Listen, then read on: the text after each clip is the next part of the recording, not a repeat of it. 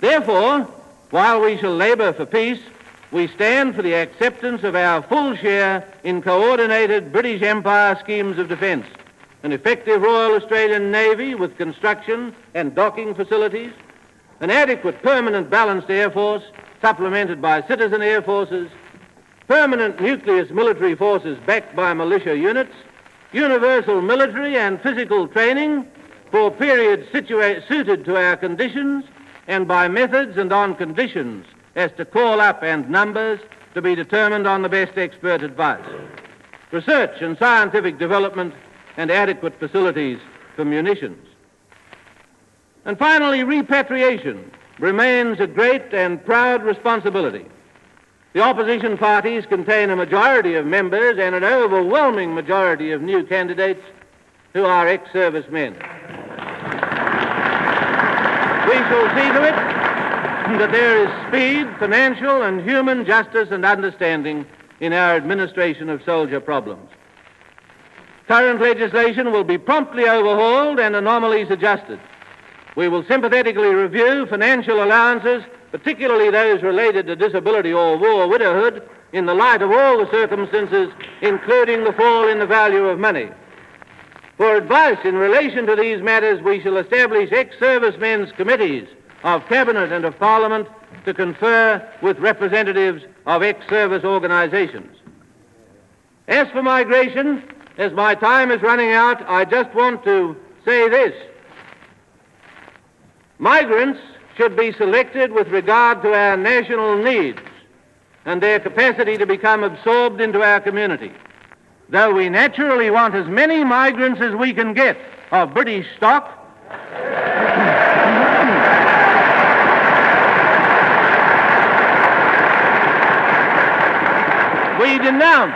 we denounce all attempts to create hostilities against any migrant or group of migrants, whether Jew or Gentile, on the grounds of race or religion. The strength and history of our race have been founded on this vital principle. There then, ladies and gentlemen, in as few words as possible, and omitting such important matters as taxation, education, housing, secondary industries, territories, foreign policy, the Constitution, dollars, women's special problems, the Commonwealth Public Service, gold, prices, desocialization, claims by prisoners of war, on each of which I will publish a statement of policy inside the next 48 hours. You have an expression of our beliefs and our program, our political faith. Speaking in the heart of a district which has sent me to Parliament for 21 years, do let me conclude with the one personal observation which the nature of a policy speech will permit. If I've tried to observe the personal courtesies of public life, it isn't because I fail to hate the political enemy's creed. If I've sought to find some humor in the conflict, it isn't because I underestimate the gravity of this battle. The best years of my life have been given to what I deeply believe is a struggle for freedom. That struggle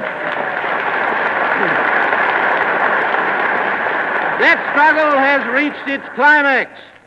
Victory is in front of us. We can fail to achieve it only by indolence or indifference or a failure to realize that on December the 10th, we will be deciding the future of our country. It is in your hands, Australia.